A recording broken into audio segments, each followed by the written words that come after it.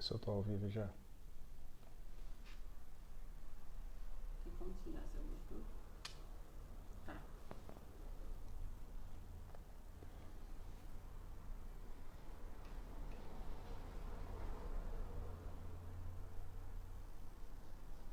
Tem como desligar seu Bluetooth? E o título? Apareceu o título.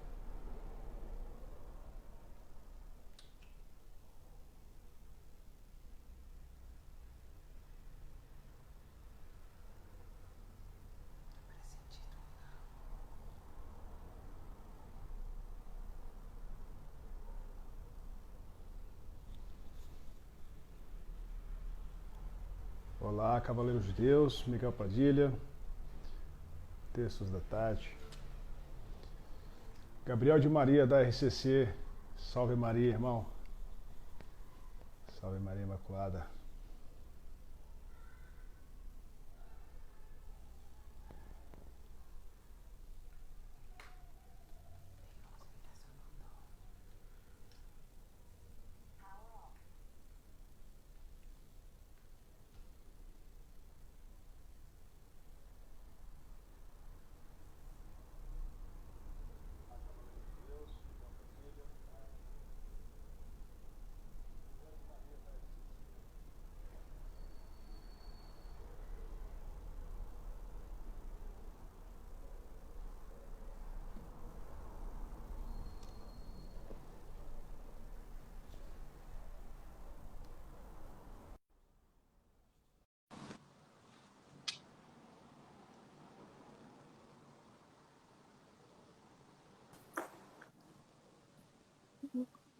E aí, Diego?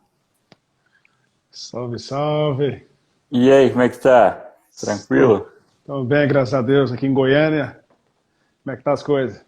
Estão bem? Escapando. Salve Maria, paz e bem, que bom te ver aqui Vamos lá. novamente, né? É, uma segunda Bem, oportunidade aí. vou puxar aqui já para a gente colocar aqui o tema. Deu uma São Thomas More, hoje é o dia. Por incrível que seja, né, Tiago? A gente fez Sim. uma transferência do dia, nós iremos fazer essa live na sexta-feira. Estamos prorrogando aí, colocando para segunda. Mas não sei você, mas você talvez tenha coincidido como eu. Eu não me lembrava, não me recordava. Eu estava em viagem, estava em Aham. Tocantins. Que segunda-feira era dia de São João Fisher e São Thomas More. E aí Sim, coincidiu. foi uma coincidência, não foi planejado, né? A Para quem gente está não planejou. Exato. Para quem está chegando agora aí na live, aí, nós marcamos a live São Thomas More, Sociedade e Igreja, sem imaginar que nessa segunda-feira, 22 Sim, de junho, seria o dia de São Thomas More, nós não lembramos particularmente. Foi uma coincidência, é, ou, na verdade, uma graça de São Thomas More a nos dar data uma luz. inicial era para o dia 5 de junho, parece, né? E aí a gente alterou para hoje, para sexta, e aí para hoje. E aí acabou que deu essa feliz coincidência aí. Muito bom. Exatamente. Vamos fazer uma oração. Então, pessoas, amigos chegando aí, Rosiane, Maria de Lourdes, sejam todos bem-vindos aí, aqueles que estão aí presentes. Em nome do Pai, do Filho e do Espírito Santo. Amém. Inspirai, Senhor, as nossas ações, ajudai-nos a realizá-las para que em vós comece e para vós termine tudo aquilo que fizermos por Cristo Senhor nosso. Amém. Santa Maria, Mãe de Deus, rogai por nós. Em nome do Pai, do Filho e do Espírito Santo. Amém. Amém. Bem, vamos começar a nossa live aqui no Creio em Deus Patrem. Meu nome é Diego Costa, estou com vocês aí sempre nas redes sociais, pelo Leitura Católica, pelo Creio em Deus Patrem. E agora, inicialmente, há pouco tempo, o YouTube com o canal Creio em Deus Patrem. Estamos aqui com a participação do Tiago. Tiago, se apresente, Tiago Lima, um grande amigo. Muito obrigado pelo convite, Diego, para poder falar sobre isso aí. Eu sou o Thiago, né, de Anápolis, e aí um grande estudioso, uma pessoa que gosta de ir atrás das coisas. É só isso, tá bom. Não precisa de mais definições, não. Tá certo. Vamos falar então daquele que nós conhecemos como o homem que não vendeu a sua alma. Olha que apresentação linda, né? Como nós É. precisamos de homens assim hoje em dia, homens que não se vendam por nada. São Thomas Uhum, More.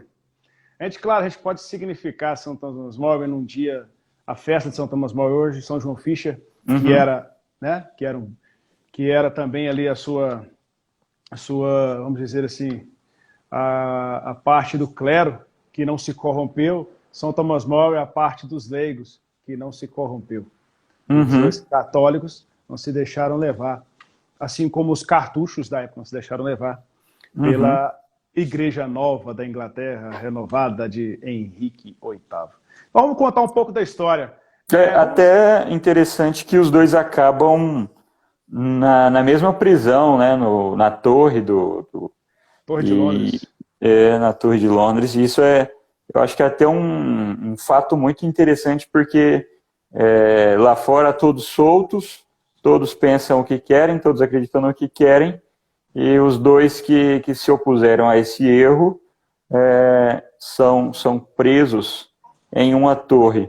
E a curiosidade é que outro santo que veio aí do anglicanismo, que é o John Henry Newman, ele, antes de se converter, ele fala: subi numa torre para tentar estar mais perto de Deus.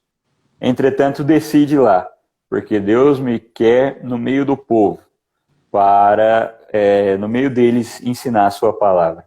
Então, esse paralelismo com a torre é fantástico, né? E os dois que se opuseram a esse grande erro do rei, estarem presos em uma torre.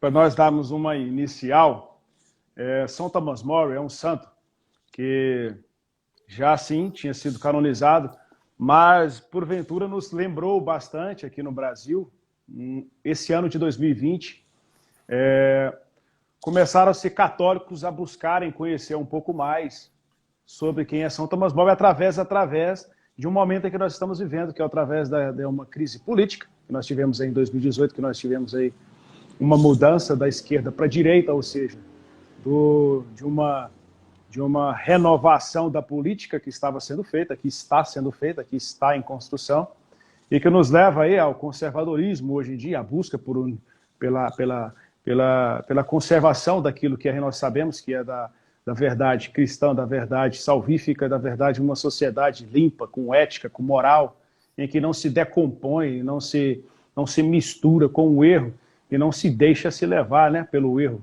ou Uhum. como diz aquele que fez aquele filme de São Thomas More, o homem que não vendeu sua alma, né, se tornou agora para nós um exemplo.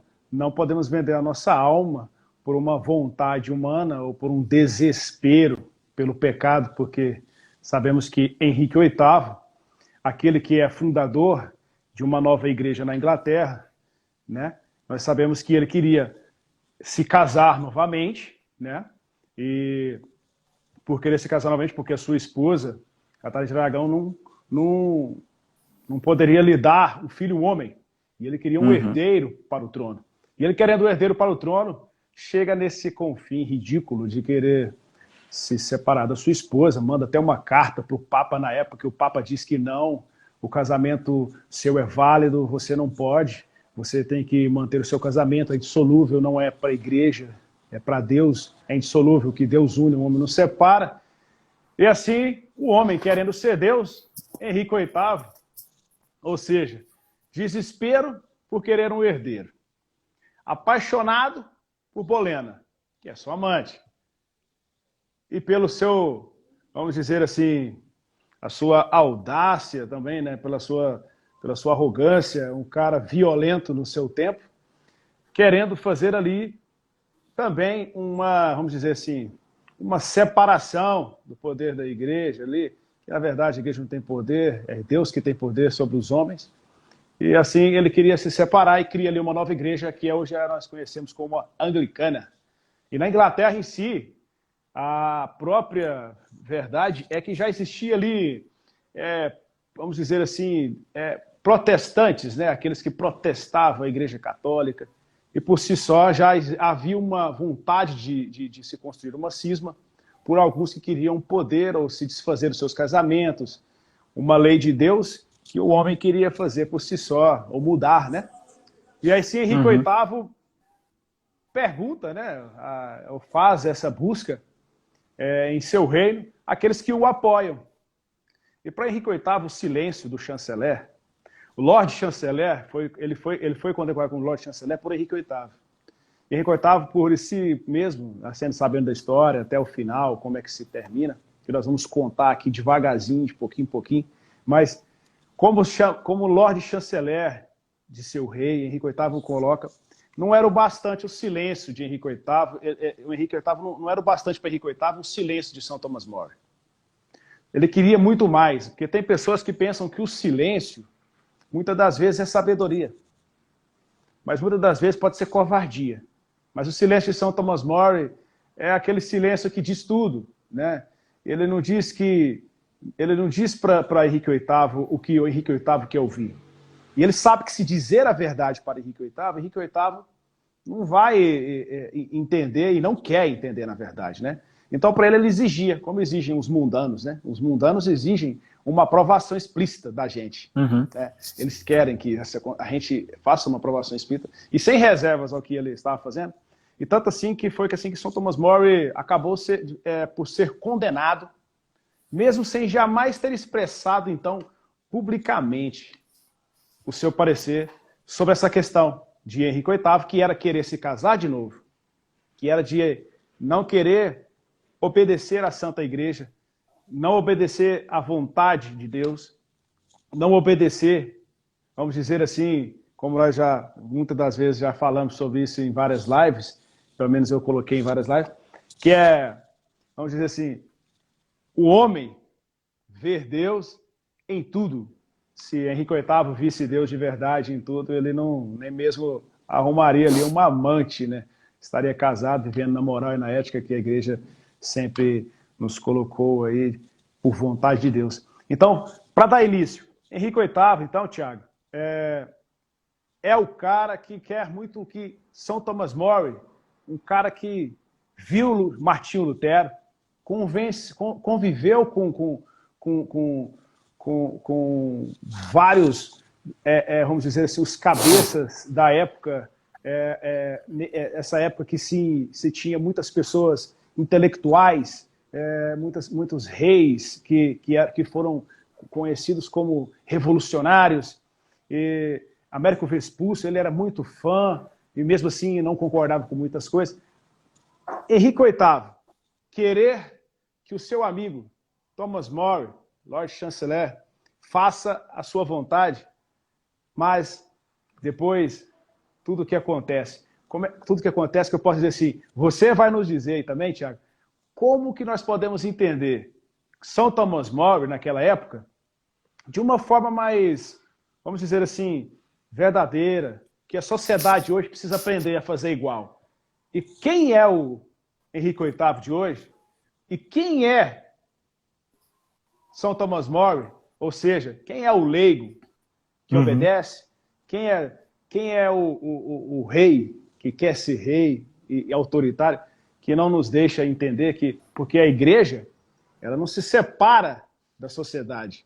A sociedade em si forma essa igreja, né? que é essa militante que nós estamos vivendo aqui. É interessante que o que você falou, quando o rei Henrique não sabia que não contava com a aprovação de Deus, ele buscava a aprovação dos homens, né? Então, ele buscava que as pessoas o aplaudissem, né? Como naquela historinha do rei Tanu. O rei Tanu, o rei Tanu. Mas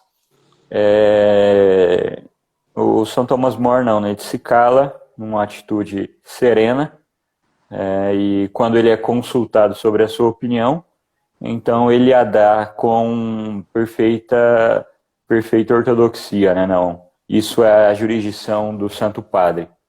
O senhor pode ser rei, o senhor pode ser quem quiser, mas quem define sobre isso é o Santo Padre. Então, ali uma afronta, né, ao Henrique VIII, e cria-se um cenário para que ele seja preso.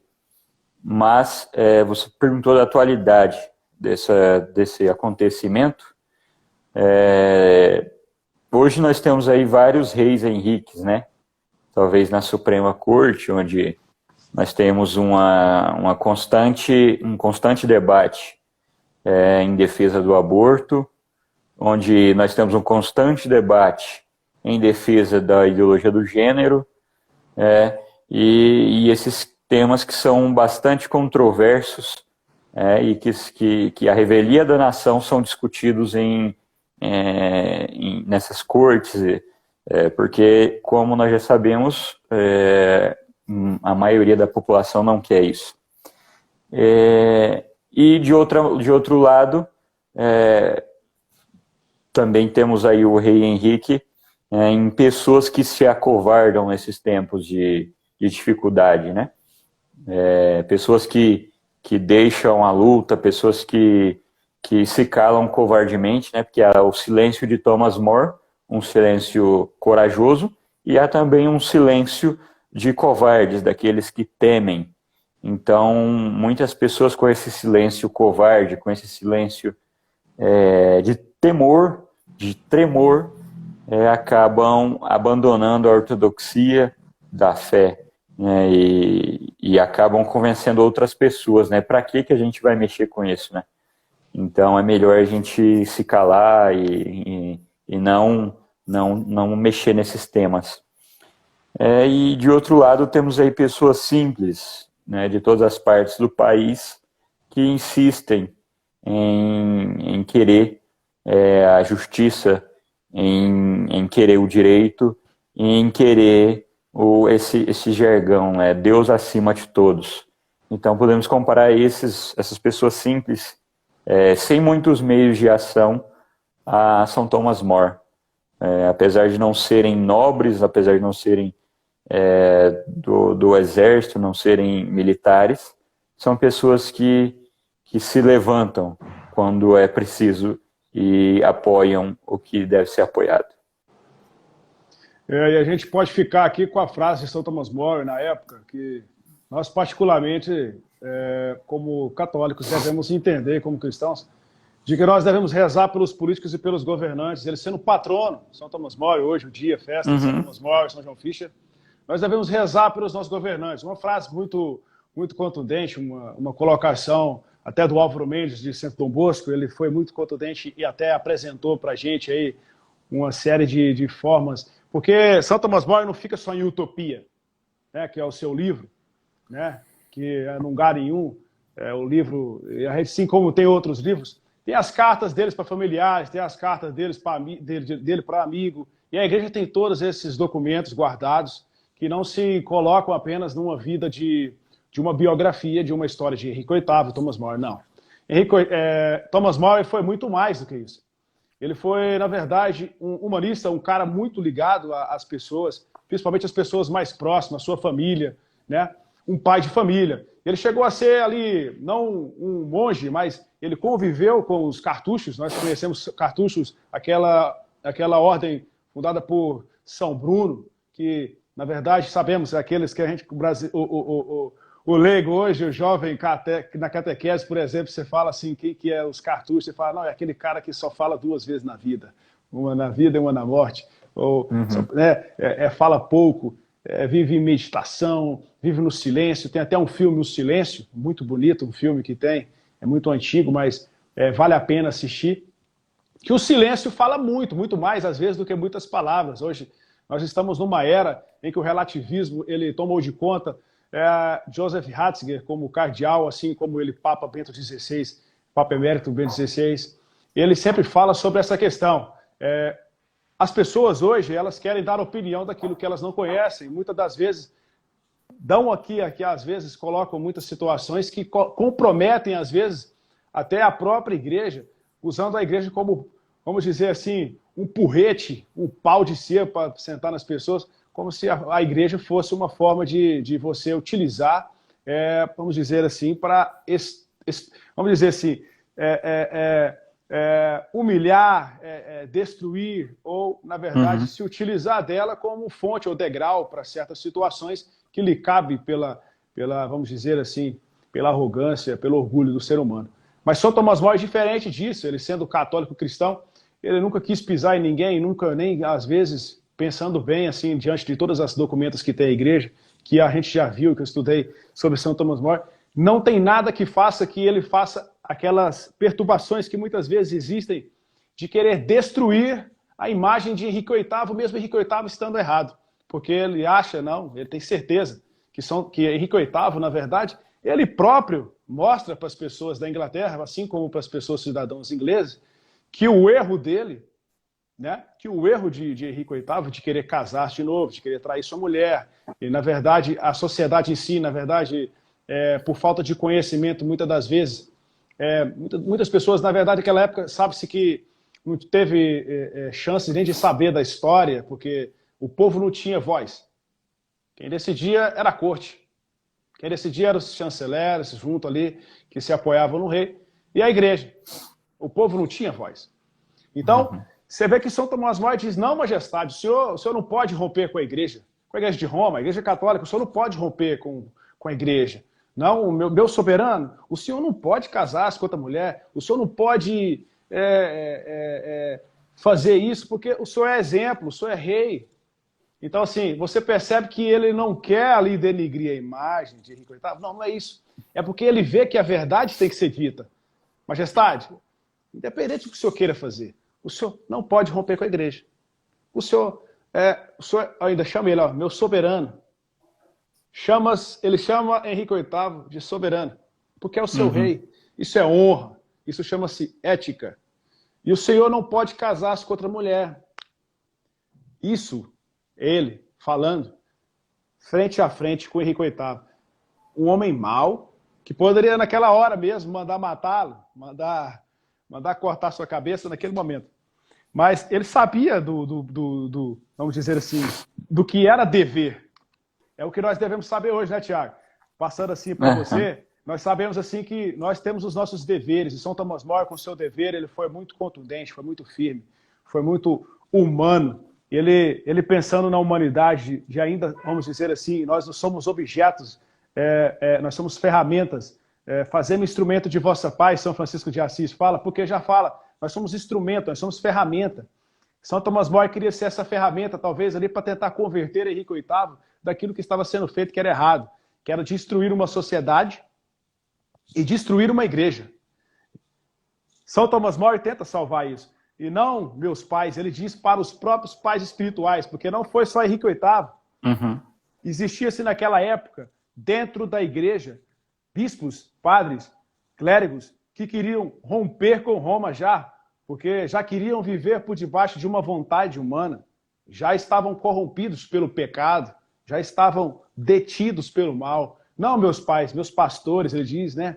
Meus apóstolos, meus governantes espirituais. Olha a honradez, a ética, a obediência que ele tem com seus pais espirituais, porque ele é como um leigo, nós temos nossos diretores espirituais, nós temos os nossos amigos padres, mas não lhes é lícito comprar as loucuras dos senhores deste mundo, ele diz, vendendo a parte da esposa de Cristo, que vos toca para ser prostituída e devastada pelas ambições de quem pensa como os homens e não como Deus. Aí no finalzinho, é engraçado, né? A gente vai chegar no finalzinho, vamos contar a história de São Tomás More, muito legal, que eu vi uma vez, foi o padre François, se eu não estiver enganado, uma vez, ele contando uma história num canal aí de uns jovens aí de Anápolis, que é o Santa Carona, gosto muito dos meninos, Neiva, do Santa Carona, que é uma coisa legal que São Tomás More, que fala-se assim, né, que ele tinha uma vontade muito grande de ser bom em tudo, de fazer o bem em tudo, e de dar a graça de que morrer por Cristo, sofrer por Cristo, ser humilhado por Cristo, isso é alegria, e ele sempre, até o momento da sua morte, ele mantém essa verdade cristã, essa verdade de uma sociedade e de uma igreja que vive por debaixo de uma obediência. Então, passando para você, Tiago, como nós podemos entender assim, essa obediência? E essa também, de entender que santificar a política, muitas das vezes, é tentarmos converter aqueles que estão perdidos, como Thomas More tentou, mesmo perdendo a vida, porque ele se tornou o exemplo. E sabemos, a Inglaterra depois, ela voltou a ser católica. A Inglaterra depois, ela voltou a se converter. Mesmo ela sendo não 100% católica apostólica romana, e nem 100% voltada para a igreja católica, nós sabemos que a igreja anglicana em si, aquela tradicional, mais ortodoxa, ela sim voltou a ter obediência à igreja. Então sabemos assim que, mesmo pelos caminhares que nós tivemos no escuro, nas trevas, há sempre uma luz. São Thomas More nos dá isso, né? Como é que nós podemos pensar hoje assim, que legal, vamos seguir o caminho de São Thomas More, atualmente em 2020. Como nós podemos entender isso? Mas veja seu ponto de vista também, Tiago, sabendo assim que eu sei que você se liga muito em literatura e diante de várias histórias já contadas sobre São Thomas More, muitas das vezes parece até engraçado, né, cara? Porque é muito bom entender que São Thomas More era um cara carne e osso, como a gente, que tinha seus entendimentos, tinha sua família, tinha sua casa, era um cara estudado. E que estudos são esses que São Thomas More fez durante a sua vida? E o que ele fez, além de uma história em que nos é contada muitas das vezes só, não, ele é o patrono dos governantes da política, ele é aquele pai de família, ele é aquele obediente ao rei, mas que morre porque o rei não está acima de Deus. Interessante, indo primeiro no que você falou da postura, né, do São Thomas More, ou São Tomás Mouro, né? Diante do rei, né? Essa convicção de direito. O senhor, independente de cumprir a vontade de Deus, o senhor, independente de ser bom ou ruim, o senhor, independente de ser meu amigo, eu, independente de gostar do senhor, o senhor é o rei, né? Então, eu devo obediência, eu devo o meu respeito à figura do rei, né? E propriamente a Vossa Majestade. Mas, enquanto ser humano, enquanto pessoa e eu enquanto cristão, o senhor está errado, o que o senhor está fazendo não é correto, o que o senhor está fazendo é um pecado, não se pode subverter a igreja porque é rei, não se pode subverter a ordem porque é o rei. Então, isso é de uma postura de São Thomas More, de uma hombridade de quem considerava o rei. Porque se é uma pessoa que não está nem aí para o rei, ela simplesmente diria, então o senhor fique aí, faça o que o senhor quiser, eu não estou nem aí. Mas ele, enquanto homem, enquanto conselheiro ali, pessoa próxima ao rei, e enquanto inglês, como um bom inglês, como um bom servo ali do rei, ele tenta, como homem de virtudes, passar esse seu parecer ao rei. Não esmorecendo, não como uma criancinha, não como alguém covarde. Não, mas o senhor precisa fazer isso, o senhor precisa.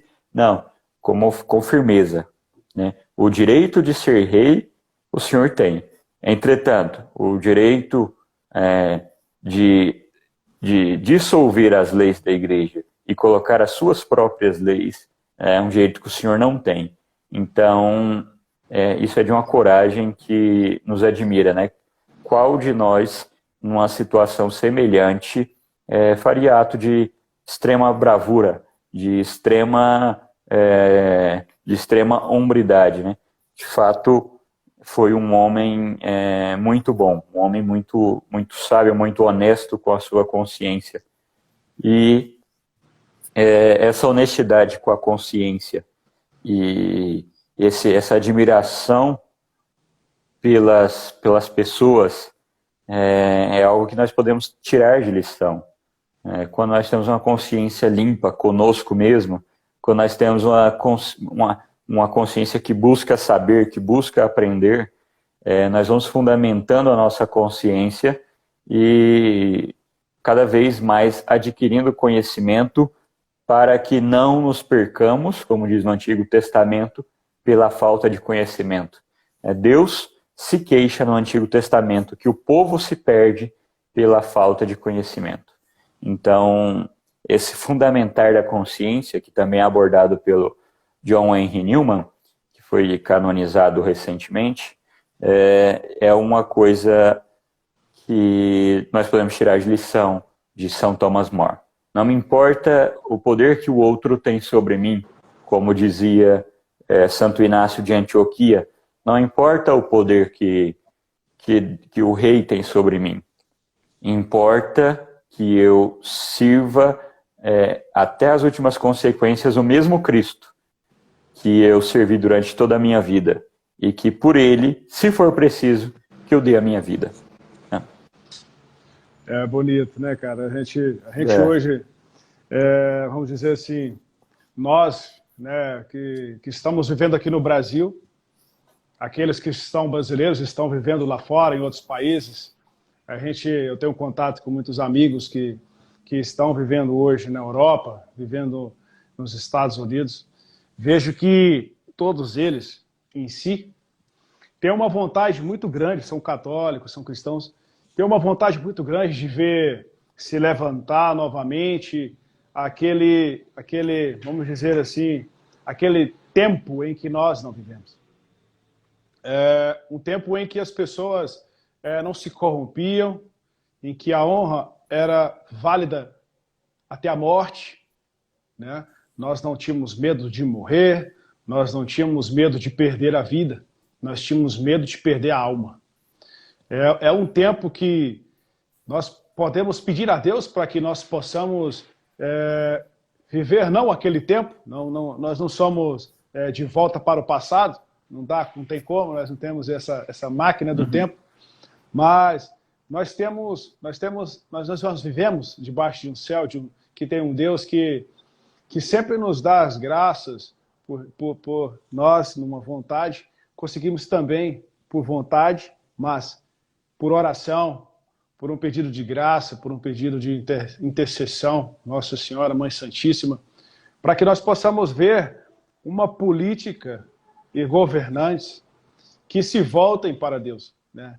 Para que entendam que não seja um slogan e que não se coloquem palavras de Deus, que não tenha por trás um homem honrado, um homem que tenha ética, um homem que não cumpra aquilo que você fala, aquilo que você diz, aquilo que você promete, né? Nós vivemos hoje um tempo assim, em que nós temos esperanças, assim como brasileiros aqui, como eu já disse, de brasileiros lá fora, em que o Brasil volte a ter a honra de ser terra de Santa Cruz.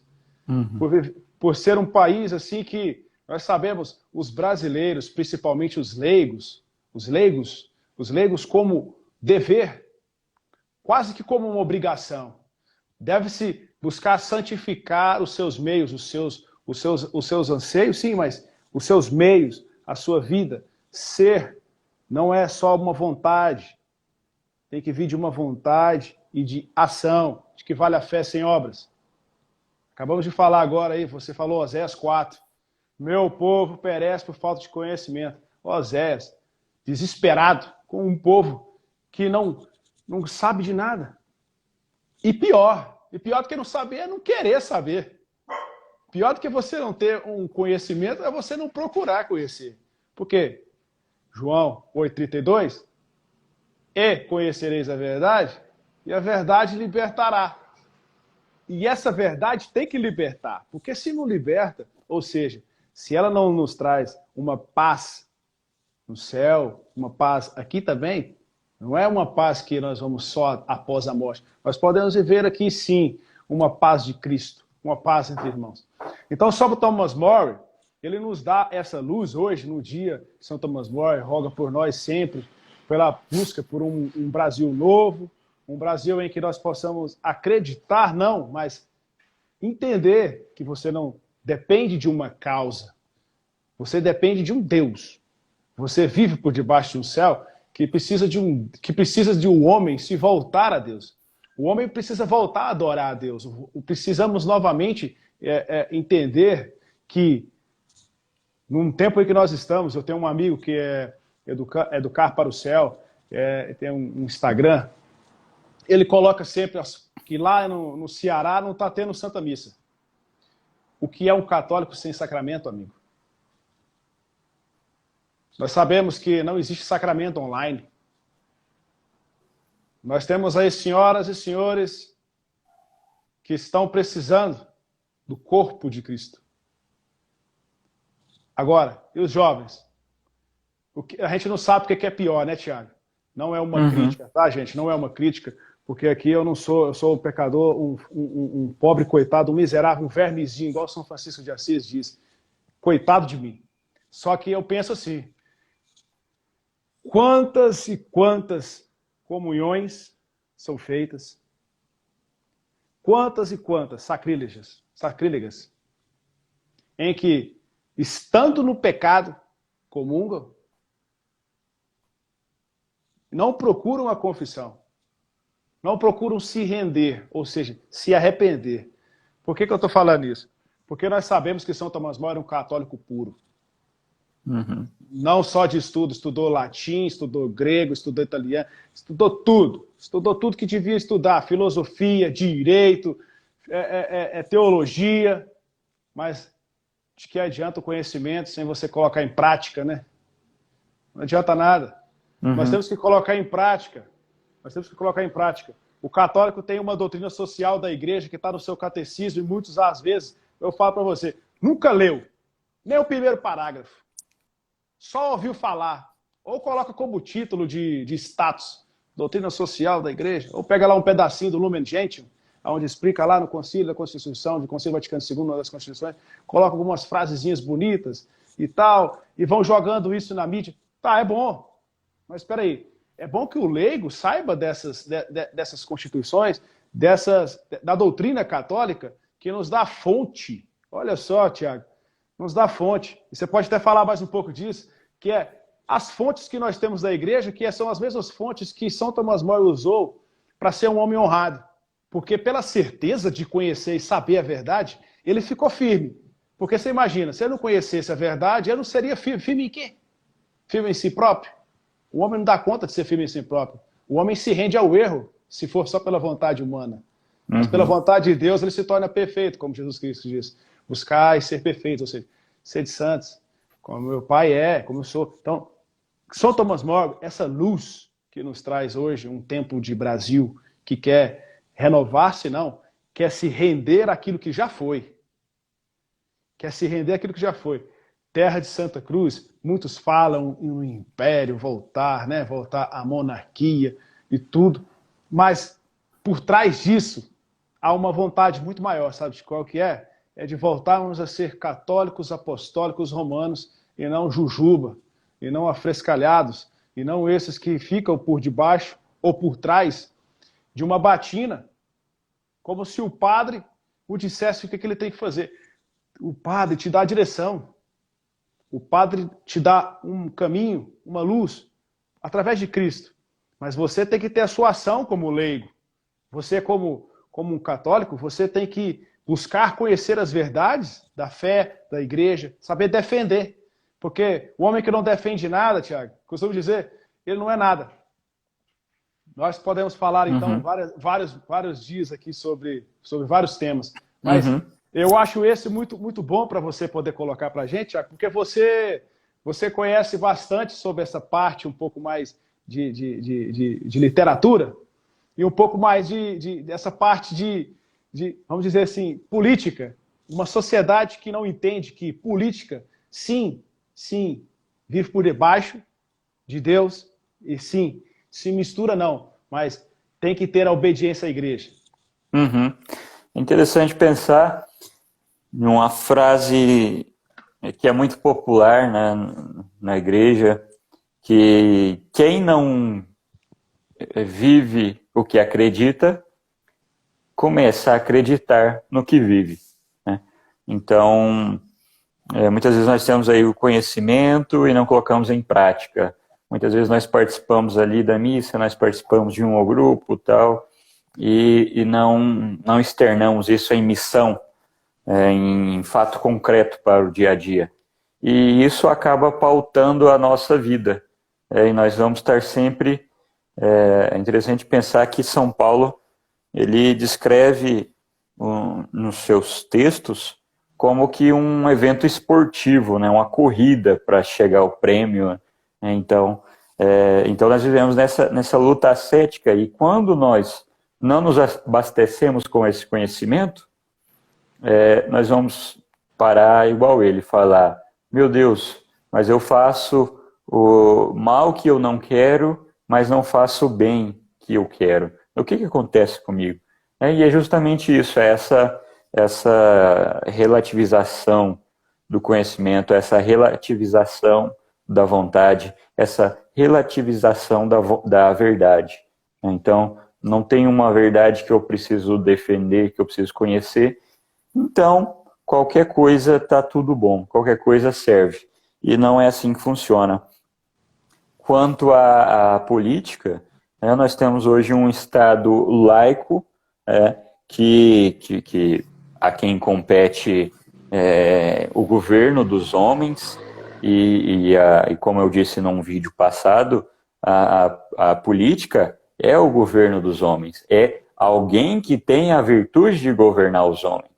Então, para que se tenha um político, não é necessário que ele tenha coragem, que ele fale bem, que ele seja querido pelo povo, não, é necessário que ele seja uma pessoa que tem essa virtude de governar os outros. E a partir daí é que uma sociedade, seja ela um Estado laico ou um Estado confessional, começa a caminhar para o direito. E todo aquele que caminha no direito, é interessante que os romanos diziam, né? Ubi societas ibi ius, ou seja, sem sociedade não há direito. E sem direito também não há sociedade. Um depende do outro. Então nós vamos aí no fundamento romano para entender o que é o direito, o que é a sociedade. E também no fundamento romano está bem explícito que o direito, a justiça, é aquilo que é chamado ius, em latim, que vem de iupter. Iupter, como nós sabemos, é Júpiter, o deus maior romano. Então, o ius é a vontade de Júpiter. Então, nós podemos traduzir para o português que justiça é aquilo que se coaduna com a lei da reta razão. Justiça é fazer aquilo que é a vontade de Deus, no pensamento romano, inclusive no pensamento romano pagão. Por isso que quando os romanos tinham vários deuses, eles acreditavam em qualquer coisa, ou se alguém chegasse ali e dissesse que um deus o deu aquele ensinamento, eles colocavam à risca. E depois, com a conversão ali de todo o Império Romano, nós vemos esse Estado católico que consegue colocar no dia a dia as lições aprendidas na igreja, que consegue colocar no dia a dia o direito que é dado como uma coisa divina. Ora, tem aquele negócio que a gente aprende na escola, que é o direito divino do rei, que as pessoas tentaram ali, eu tenho até um texto escrito sobre isso, mas esse poder temporal é dado por Deus, né? Nosso Senhor Jesus Cristo fala, não terias nenhum poder sobre mim se não fosse dado pelo céu. Então, é óbvio que isso não é uma insinuação que nós temos que nos curvar a todo e qualquer poder temporal, a todo e qualquer poder tirânico e obedecê-lo. Não.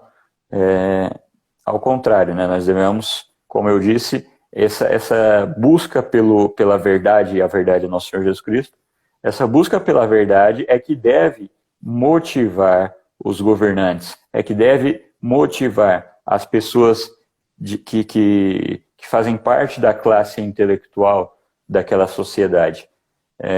E uma vez buscando aí o conhecimento, uma vez buscando aí a verdade, nós teremos uma sociedade direcionada à vontade de Deus. Como eu já disse, a todo aquele que que caminha que trilha o caminho do direito e da justiça, trilha o caminho de Deus. É importante nós vermos isso também, né? Que a gente sabe que em toda a Europa, diante do cisma lá de Henrique VIII, e na sua união ilegítima de Henrique VIII, que nós não entenderíamos imediatamente, né, o silêncio de São Thomas More, que não significava cumplicidade, porque no começo ele ficou em silêncio, né?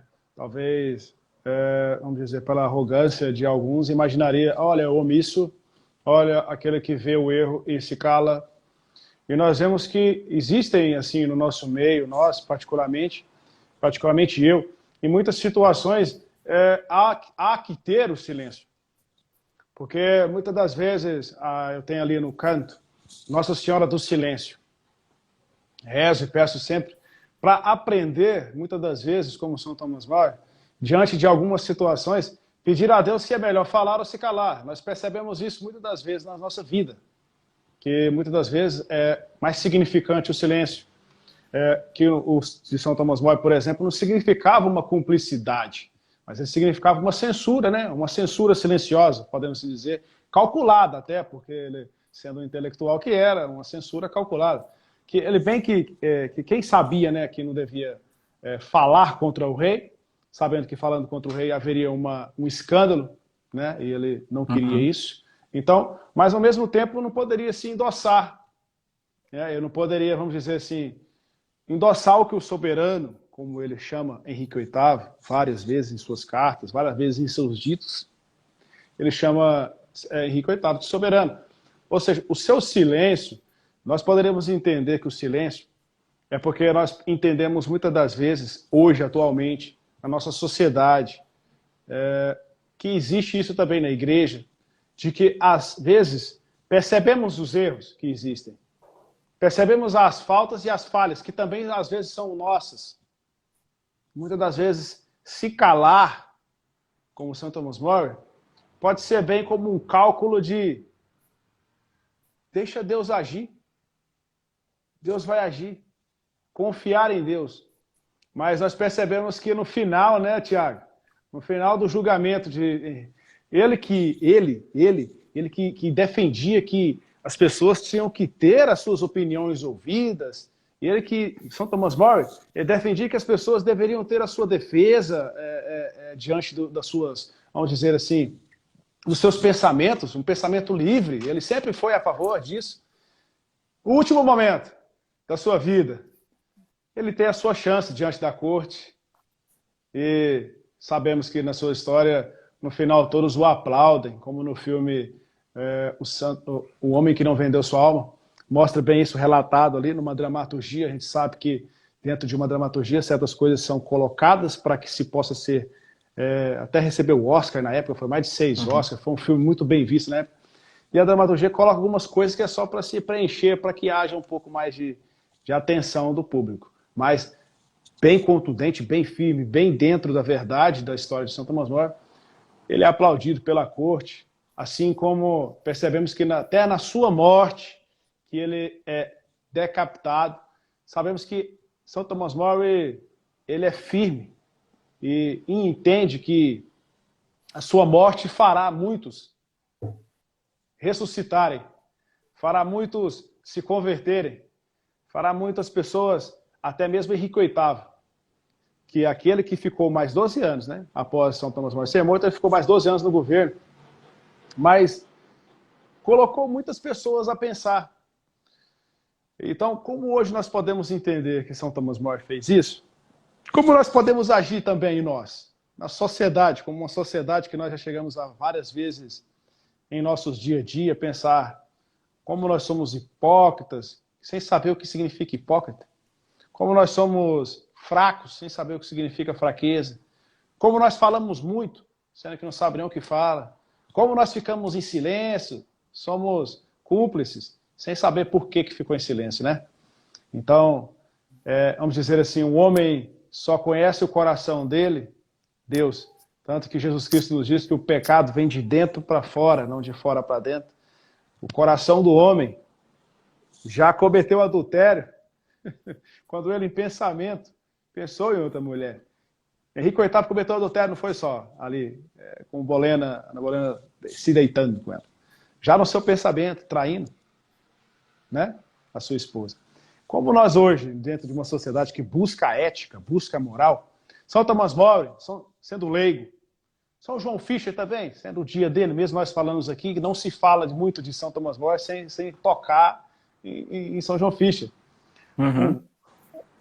Um homem que vivia a obediência ao Papa como um homem firme, assim como São Thomas More, um homem firme. Você está vendo se você acha um livro Utopia? Mas eu acho que não está. Mas aí depois você indica. Você tem Utopia, tem outros livros, depois a gente indica. Mas é bom nós termos isso, né, Tiago? Vivemos aí tempos em que padres obedecem e se fazem em silêncio, não precisa ficar falando. Muitas das vezes pequenas ações dele já diz o que ele acha. E o leigo também pode fazer isso, né, Tiago? Muitas vezes no silêncio, fazendo as suas ações, ou seja, as suas obras, porque quem é o homem, né? Que só tem aquelas palavras, vamos dizer, nós colocamos aqui, como diz o Gustavo, um amigo meu, você coloca livros aqui atrás, uma alegoria, e se diz que é conhecimento, que é tal. É muito bonito. Só que o mais bonito é quando uma sociedade inteira se volta para Deus e coloca Deus acima de todos. Coloca Deus acima de tudo. É muito bonito ver pessoas que vão a Brasília e cantam Viva Cristo Rei, cantam 13 de maio, 13 de maio da cova daí. É lindo quando você vê que católicos perderam o sentido de que aqui é para sempre. Eles querem agora o céu. É muito bom ver isso. E isso está levantando jovens conservadores cada vez mais. Tivemos, há pouco tempo atrás, nós nos encontramos lá no primeiro Fórum dos Conservadores, em Goiânia. Você lembra disso? Estava lá Bernardo Kister, estava lá Pugina, estava lá vários outros blogs e pessoas que trabalham nas redes sociais aí com fé católica, com defesa. E assim a gente pensa, está se levantando aí jovens que estão como São Thomas More, a fim de fazer a sua parte, às vezes um pouco em silêncio, e alguns fazendo as ações, mas em obras. Está se levantando aí um novo tempo, de uma revolução a essa igreja, revolução a essa doutrina, porque se conserva aquilo que tem. Quem não tem nada não conserva nada. Então está se levantando um novo tempo de conservadorismo, que é o que São Thomas More fazia, né? Conservar aquela verdade salvífica. É interessante que um termo que o Chesterton usa, não lembro o livro agora, mas ele diz que todo mundo moderno se divide entre conservadores e progressistas. Então, os progressistas servem para cometer os erros. Então, eles vão lá e vamos fazer isso, vamos fazer aquilo, tal, tal. E, como eles são pessoas mais descaradas, eles conseguem aí fazer a revolução deles, tal, tal. E aí passa lá 2 gerações, tal, tal. E aí vem os conservadores. E o papel dos conservadores é impedir que se conserte o erro cometido pelos progressistas anos atrás. Então, é uma visão irônica do Chesterton sobre os conservadores e sobre os progressistas, mas é interessante quando nós vemos aí muitos conservadores que querem conservar coisas que, como você disse, nós temos que conservar coisas boas, nós temos que ter esse valor para ser conservado. Não adianta só conservar as coisas do jeito que estão, ou voltar a um modelo de conservador do passado, porque nós não sabemos se esse modelo de conservador do passado é realmente o modelo de conservador que nós queremos para uma sociedade. É interessante o que diz o Plínio Salgado, ele diz que a tradição não é aquilo que está no passado. A tradição não é o passado, mas tradição é aquilo que há de vivo no passado, que permanece no presente e que continuará vivo no futuro. Isso é a tradição, né? E aí o Chesterton também, em outra passagem, diz que a força da tradição é tão forte e tão bonita que mesmo os que não viveram tais coisas vão pedir que volte aquele tempo. Então, mesmo os que não compreender, que não puderam viver um tempo em que se tinha o direito, em que se tinha a igreja bem, com leigos bem colocados no seu lugar, o Estado fazendo ali o seu papel de conservador, de guardião da sociedade, e não exorbitando para o dominador da sociedade. Então as pessoas começam a sentir saudade disso, que elas nem viveram, né? E algo que é interessante é que a maioria das pessoas que começam a sentir essa saudade começam a se perguntar, pois bem, qual foi a melhor época de governo do Brasil? Quando é que nós tivemos isso no Brasil? E é não raro chegarem à resposta de que na época do imperador Dom Pedro II, né? Talvez o mais longo tempo de estabilidade democrática, o mais longo tempo de estabilidade política, o mais longo tempo de estabilidade econômica e um grande aproveitamento intelectual dos grandes nomes do Brasil. Machado de Assis surge aí no final do reinado do Dom Pedro II, tanto ele quanto o Joaquim Nabuco, que tinha a sua campanha abolicionista. Nós temos aí também nessa época o Pedro Américo, que é financiado pessoalmente pelo salário do imperador e não por algum fundo de intercâmbio que o MEC criou, não, o próprio salário do imperador e coisas do tipo. Mas o tema não é esse. Não, nós temos que, só para entender essa saudade daquilo que nós não vivemos, como diz o Chesterton. Então, eu acho que nesse ponto aí fica bom. Quando nós entendemos que diz Plínio Salgado, não sou da TFP, nem integralista, nem nada, mas essa frase é muito importante. A tradição não é o passado, mas aquilo que há de vivo no passado, porque nenhum governante, ninguém pode matar a tradição. É aquilo que vive no presente e continuará vivo no futuro. É essa vitalidade que há na tradição. É aquilo que o que eu dizia da virtude do governo.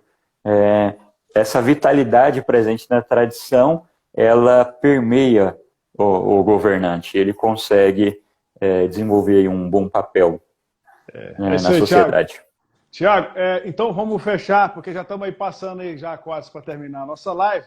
Então, para as pessoas que estão chegando agora, ou aquelas que vão ver aí durante a semana, que a gente vai postar aí no Instagram, no Crendeu Pátria, no canal do Crendeu Pátria, espero aí que o Tiago também poste aí no seu Instagram, que é o @thiagolima.sil, e a gente pode ter isso aí. São Thomas More, aquele que nasceu em 1948, nasceu em Londres, 7 de fevereiro, mas ele foi canonizado na sua morte, obviamente, 22 de julho aqui para nós, e a gente sabe, é festa litúrgica, né, que nós fazemos, nós católicos. E a canonização dele foi feita em 1935, ou seja, tardiamente, obviamente, mas foi feita em Roma por Papa Pio XI, né? Ou seja, depois foi colocado como patrono por São João Paulo II, né? E a gente tem um entendimento patrono dos políticos, patrono dos governantes.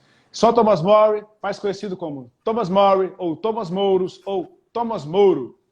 Nós podemos fazer assim, filósofo, homem de Estado, diplomata, escritor, advogado, homem de lei, ocupou vários cargos. Então a gente tem em especial ele como Lord Chancellor, aquele que não vendeu sua alma. Fique com Deus, salve Maria, Tiago.